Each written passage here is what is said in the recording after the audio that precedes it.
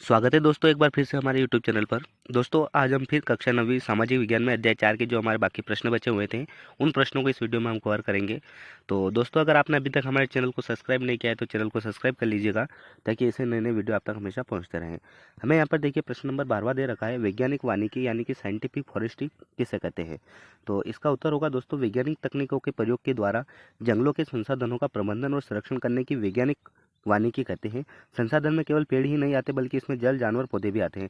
यानी कि जंगलों के जो संसाधन हैं उनका प्रबंधन और संरक्षण करने के लिए हम अगर वैज्ञानिक टेक्निक का प्रयोग करते हैं तो उस टेक्निक को हम बोलते हैं वैज्ञानिक वानिकी। उसके बाद देखिए दोस्तों यहाँ पर आपके अगला प्रश्न है, प्रश्न नंबर 13वां हमें यहाँ पर दिया हुआ है, कुमंतु खेती पर रोक लगाने का फैसला सरकार ने क्यों लिया? तो इसका उत्तर होगा सरकार इस तरह की खेती को वनों के लिए नुकसानदेह मानती थी। उन्हें लगता था कि इससे आसपास के पेड़ों में आग लगने का खतरा रहता था। कुमंतु खेती करने वाले किसानों से मालगुजारी वसूलना भी मुश्किल होता था, क्योंकि वो किसान क्या करते थे, यहाँ पर खेती की और यहाँ पर जब उन्होंने फसल अपने पास रख ली तो उसके बाद वो दूसरी जगह पर चले जाते थे, जिसकी वजह से सरकार उनसे कर भी नहीं ले सकती थी। उसके बाद देखिए प्रश्न नंबर 14 हमें दिया हुआ है, महुआ के पेड़ से गिरने वाले फूल व फल के उपयोग लिखिए। तो इसका उत्तर होगा फूल। फूल के उपयोग देखिए, इसके सूखे फूलों का प्रयोग मेवे के रूप में किया जा सकता है। भारत के उष्णकटिबंधीय क्षेत्रों में शराब के उत्पादन के लिए भी किया जाता है। सबसे ज़्यादा महुए से शराब ही बनाई जाती है दोस्तों। उसके बाद अगर इसके फल के उपयोग की बात करें तो फल क्या होता है, इसके फल का उपयोग तेल बनाने के लिए भी किया जाता है। महुए का जो फल होता है उससे हम तेल बनाते हैं, और फल से निकलने वाला टोरी तेल काफ़ी उपयोगी है तथा इसका उपयोग ग्रामीण खाने के लिए भी करते हैं। गाँवों में इसके जो तेल होता है उसका हम खाने के रूप में भी प्रयोग करते हैं। उसके बाद देखिए दोस्तों प्रश्न नंबर 15वां हमें दिया हुआ है, 1878 के अधिनियम में वनों को कितने श्रेणियों में बांटा गया, संक्षेप में वर्णन कीजिए। तो 1878 वाले अधिनियम में इसका उत्तर होगा दोस्तों 1878 वाले अधिनियम में जंगलों को 3 श्रेणियों में बांटा गया था। पहला है आरक्षित, दूसरा सुरक्षित और तीसरा हो जाएगा ग्रामीण। सबसे अच्छे जंगलों को आरक्षित वन कहा जाता है। तो 1878 का जो अधिनियम था उसमें वनों को हमने 3 श्रेणियों में बांटा था। उसके बाद प्रश्न नंबर 16 होगा, टोंगिया खेती क्या है, समझाइए। तो दोस्तों टोंगिया खेती क्या है, इसका उत्तर होगा टोंगिया एक ऐसी चाल है जिसका अंग्रेजों ने बर्मा में खूब इस्तेमाल किया। इस पद्धति का पहली बार प्रयोग 19वीं शताब्दी के मध्य किया गया था। म्यांमार की भाषा में टोंग का अर्थ टीला और या का अर्थ खेती होता है, यानी कि ऐसी खेती जो हम टीले के ऊपर करते हैं उसको हम टोंगिया खेती कहते हैं।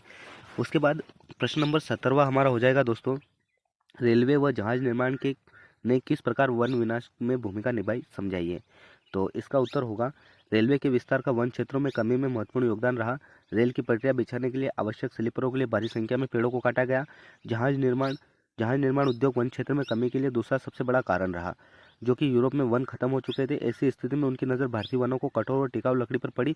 उन्होंने इसकी अंधाधुंध कटाई शुरू कर दी। तो रेल और जहाज निर्माण में क्या होता है दोस्तों, जब रेलवे के स्लीपर बनाए गए थे तब भी लकड़ियों का प्रयोग किया गया था, जिसकी वजह से भी वनों को काटा गया। और जहाज निर्माण में भी वनों का प्रयोग हुआ, जिसकी वजह से यहाँ पर पेड़ काटे गए और जिसकी वजह से वन क्षेत्र जो है वो कम होता गया। अब देखिए हमें यहाँ पर प्रश्न नंबर 18वां दिया गया है, वनों से होने वाले प्रत्यक्ष लाभ लिखिए। तो वनों से होने वाले प्रत्यक्ष लाभ, इसका उत्तर हो जाएगा वनों से लकड़ी प्राप्त होती है, बाढ़ से बचने में सहायता, वन जो होते हैं वो नदियों में बाढ़ आने से भी रोकते हैं। उसके बाद वर्षा में सहायता प्रदान करना, और चौथा हो जाएगा वनों के द्वारा भूमि की सहायता, और पांचवा है रोजगार की प्राप्ति। और ये बहुत ही आईएमपी क्वेश्चन है दोस्तों, आपका महत्वपूर्ण प्रश्न है, परीक्षा में आने की 110% संभावना है, आप इसको ज़रूर याद कीजिएगा। और उसके बाद देखिए क्वेश्चन नंबर 19वां हमें दिया हुआ है यहाँ पर, 1600 ईस्वी की व्यापारिक व खाद्यान्न फसलों के नाम लिखिए। तो इसका उत्तर हो जाएगा मक्का, तंबाकू, नील, पोस्ते की खेती, रेशम की खेती की जाती थी 1600 ईस्वी में। और अब आखिरी प्रश्न है हमारा, प्रश्न नंबर 20वां हमें दिया हुआ है यहाँ पर, बस्तर क्षेत्र में निवास करने वाले आदिवासी जनजाति समुदाय का नाम लिखिए। तो इसका उत्तर हो जाएगा बस्तर की जनसंख्या में 70% जनजाति समुदाय जैसे कि गोड़, मारिया, मुरिया, भद्रा, हल्बा, धुरवा समुदाय हैं। और ये इतने भी है जो बस्तर क्षेत्र में रहने वाले आदिवासी लोग हैं। तो देखिए दोस्तों, हमने आपके इस अध्याय में जितने भी महत्वपूर्ण प्रश्न थे जो कि आपकी 2023 में वार्षिक परीक्षा है उसके लिए महत्वपूर्ण है, हमने इन सारे प्रश्नों को इस वीडियो में कवर किया है। तो दोस्तों अगर आपको हमारा ये वीडियो पसंद आया है तो आप वीडियो को लाइक कीजिएगा और चैनल को